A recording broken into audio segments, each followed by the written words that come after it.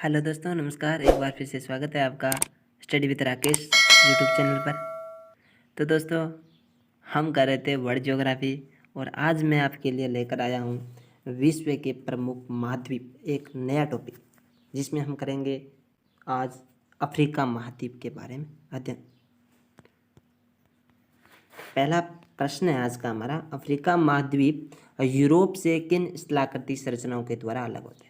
मतलब ऐसी कौन सी स्थलाकृतियाँ हैं जो यूरोप महाद्वीप से अफ्रीका महाद्वीप को अलग करती है। तो पहले है जिब्राल्टर जल संधि, दूसरी है भूमध्य सागर, तीसरी है उत्तरी अटलांटिक सागर और चौथा है बाब-अल मंदेल जल संधि।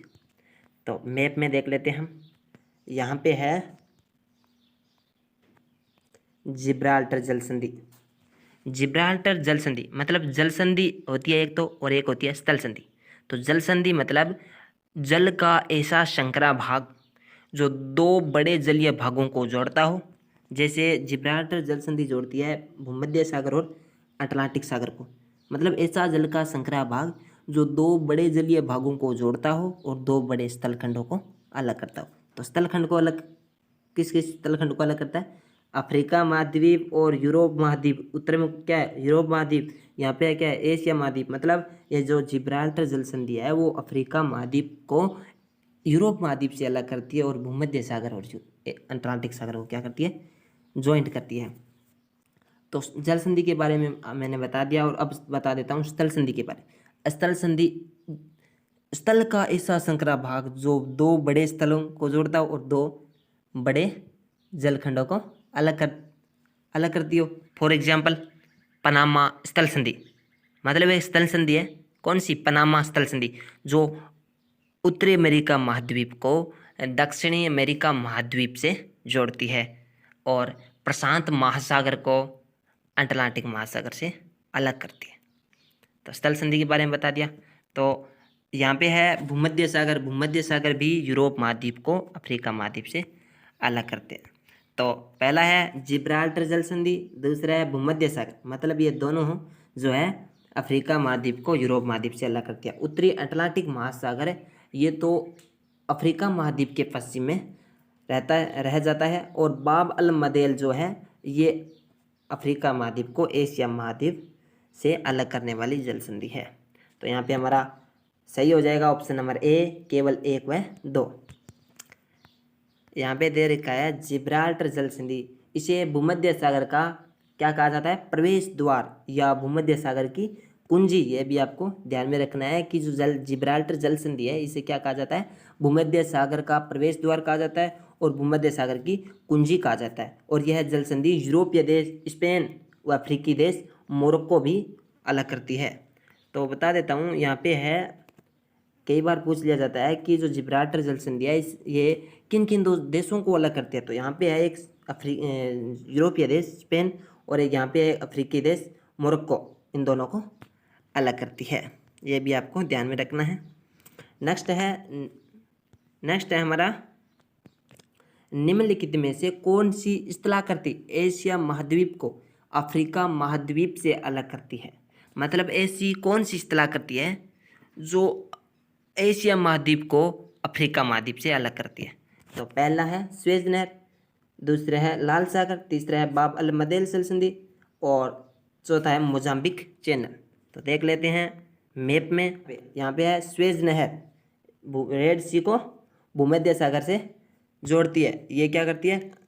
एशिया महाद्वीप को अफ्रीका महाद्वीप से अलग करती है। और रेड सी मतलब लाल सागर भी एशिया महाद्वीप को अफ्रीका महाद्वीप से अलग करती है। और यहाँ पे है बाब-अल मंदेल जल संधि है, ये भी क्या करती है? अफ्रीका महाद्वीप को एशिया महाद्वीप से अलग करती है। और यदि देश की बात करें तो यहाँ पे एक जिबूती देश और यमन देश। जिबूती देश है अफ्रीकी देश और यमन देश है एशियाई देश, इन दोनों को अलग करती है। तो यहाँ पे देखते हैं हम कौन कौन सा सही है हमारा। तो पहला सही है क्योंकि स्वेज नहर सही है, लाल सागर भी सही है, बाब-अल मंदेल मतलब 1 2 3 तीनों सही है। तो हमारा ऑप्शन नंबर सी यहाँ पे राइट होगा। तो स्वेज नहर के बारे में बात कर लेते हैं। इस नहर का निर्माण 1859 से 1869 के मध्य हुआ। 17 नवंबर 1869 को इस नहर को खोला गया। कब खोला गया? 17 नवंबर 1869 को। यह नहर भूमध्य सागर व लाल सागर को जोड़ती है। किसको जोड़ती है? भूमध्य सागर व लाल सागर को जोड़ती है। बाब अल मदेब जल संधि, तो यह जल संधि एशियाई देश यमन, तो मैंने आपको बताया था कि जो एशियाई देश यमन है और अफ्रीकी देश जिबूती को क्या करती है? ये अलग करती है। और जोड़ती किसे है? बाब अल मदेब जल संधि किसे जोड़ती है? लाल सागर और अरब सागर को जोड़ती है। और इसे क्या कहा जाता है? आंसुओं का द्वार भी कहा जाता है। आंसू। और यहाँ पे एक दे रखा है मोजाम्बिक चैनल, तो ये क्या है? इसके बारे में देख लेते हैं।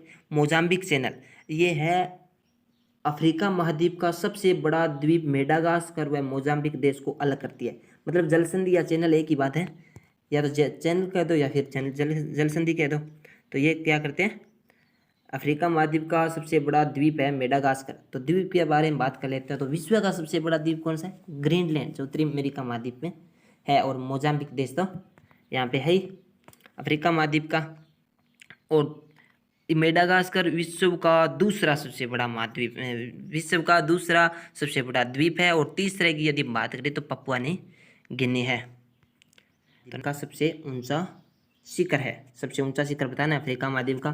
तो ए है माउंट कैमरून, बी है माउंट टोबेकल, और सी है माउंट केन्या, डी है माउंट किलिमंजारो।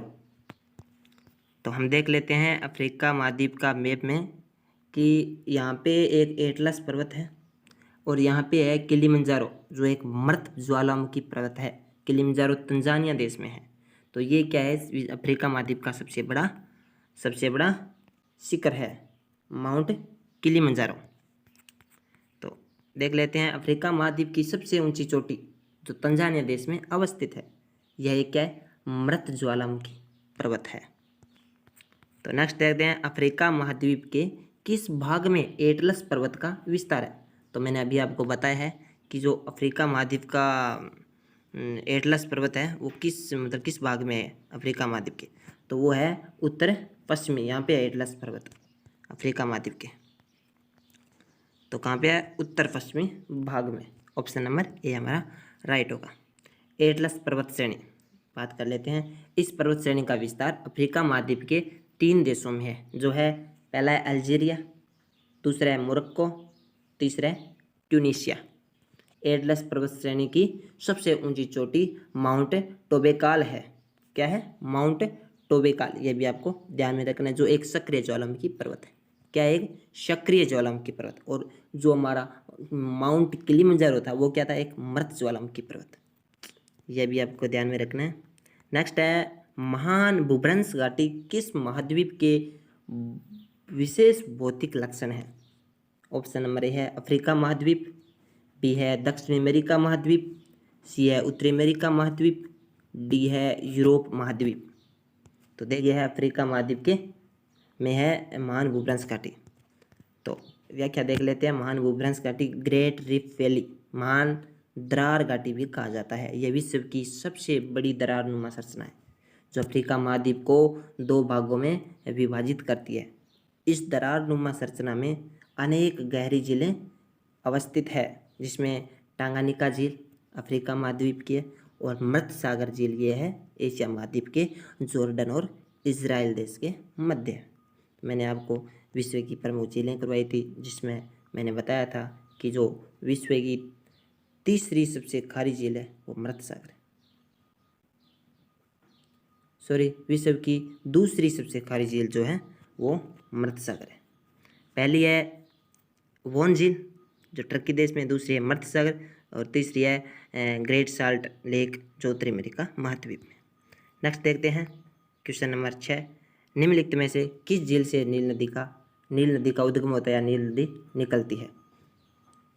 पहला है करीबा झील, दूसरा है टांगानिका झील, तीसरा है विक्टोरिया झील, चौथा है मलावी झील। तो मैंने आपको बताया था पहले, बहुत बार बता दिया है कि जो नील नदी है वो विक्टोरिया झील से निकलती है। अफ्रीका महाद्वीप के 3 देशों के मध्य में स्थित विक्टोरिया झील कौन कौन से? तंजानिया, युगांडा और केन्या।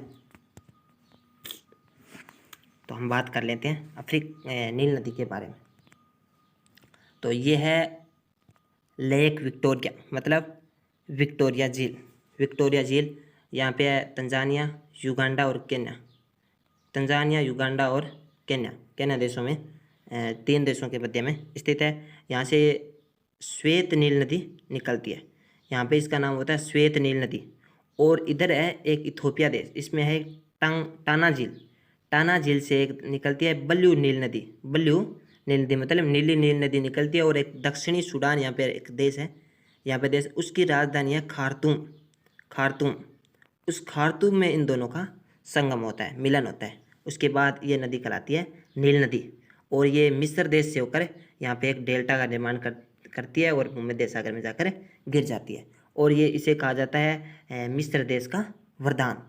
मिस्र देश का वरदान कहा जाता है। और यहाँ पे मिस्र देश में एक आसमान बांध भी स्थित है इस पर, और एक नासिर झील भी अवस्थित है। ये भी आपको ध्यान में रखना है। और दक्षिणी सूडान, ये यहाँ पे एक दक्षिणी सूडान देश है, इसकी राजधानी जुब्बा, जुब्बा भी इस पर अवस्थित है। ये भी आपको ध्यान में रखना है। तो नील नदी के बारे में हमने बात कर ली। जो एक बात और बता दूं आपको, जो विक्टोरिया झील है इसके मध्य से विषुवत रेखा गुजरती है, इसके ऊपर से गुजरती है। 0 डिग्री अक्षांश रेखा, भूमध्य रेखा, या इसे विषुवत रेखा कहा जाता है। नेक्स्ट देखते हैं क्वेश्चन नंबर 7। नीचे दिए गए किस सागर या महासागर से नील नदी के द्वारा डेल्टा का निर्माण किया जाता है? तो मैंने अभी आपको बताया था कि जो भूमध्य सागर है उसमें नील नदी द्वारा डेल्टा बनाया जाता है और जाकर गिरती है मिस्र देश से होकर। तो कहाँ? भूमध्य सागर। नेक्स्ट है क्वेश्चन नंबर 8। विक्टोरिया झील के संदर्भ में नीचे दिए गए कथनों पर विचार कीजिए।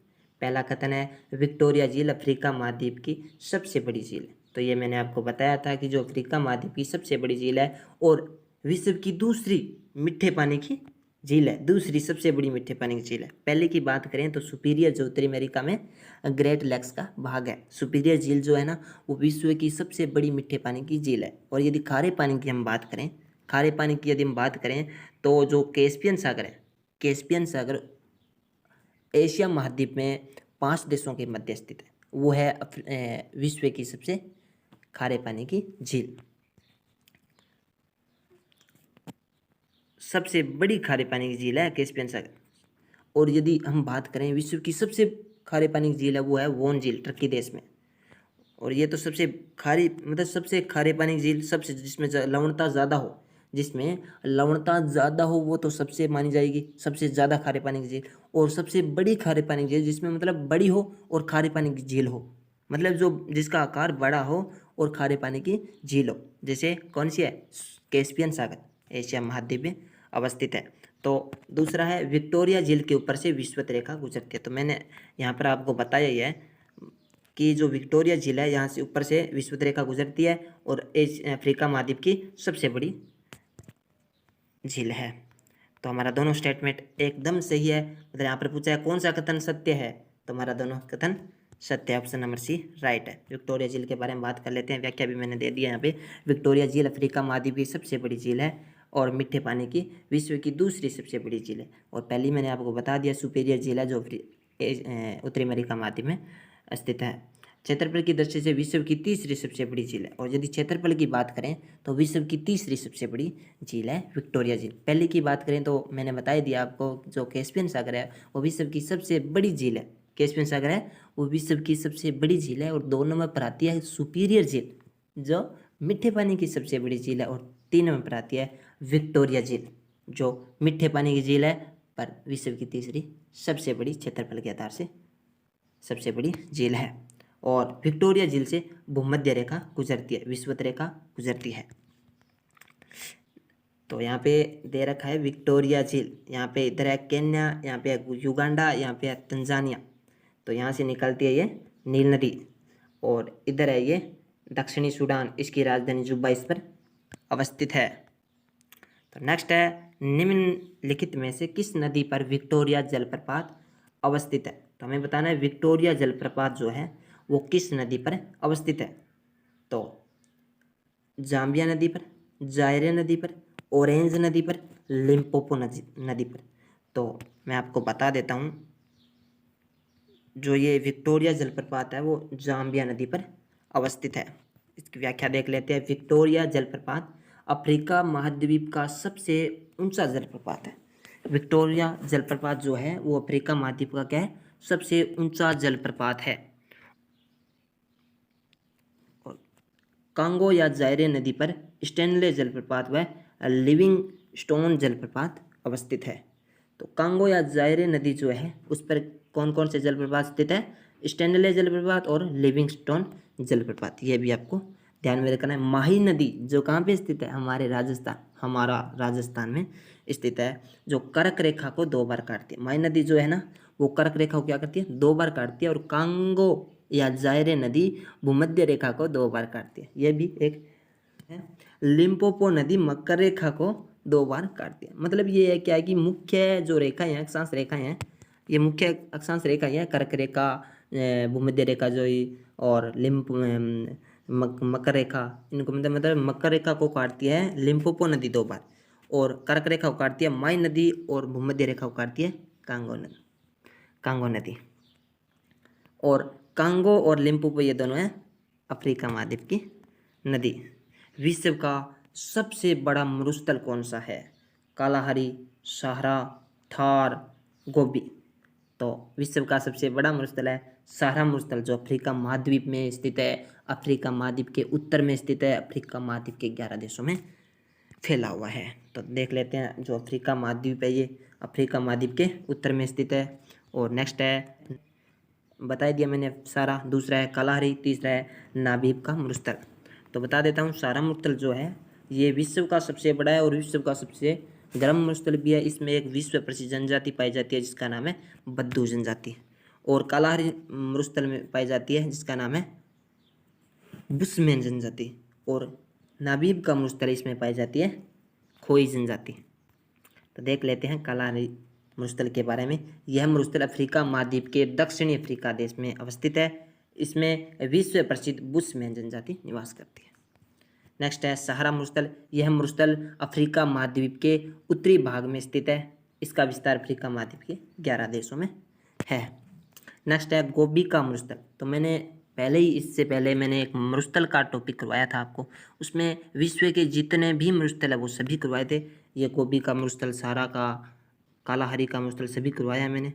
तो गोबी का मरुस्थल के बारे में बात करते हैं। मरुस्थल एशिया महाद्वीप के मंगोलिया और चीन देशों में फैला हुआ है।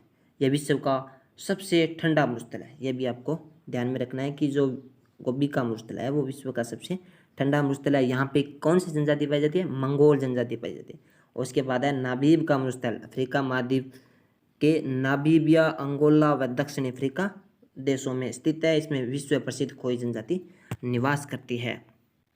तो दोस्तों आज हमने अफ्रीका महाद्वीप के बारे में अध्ययन किया है।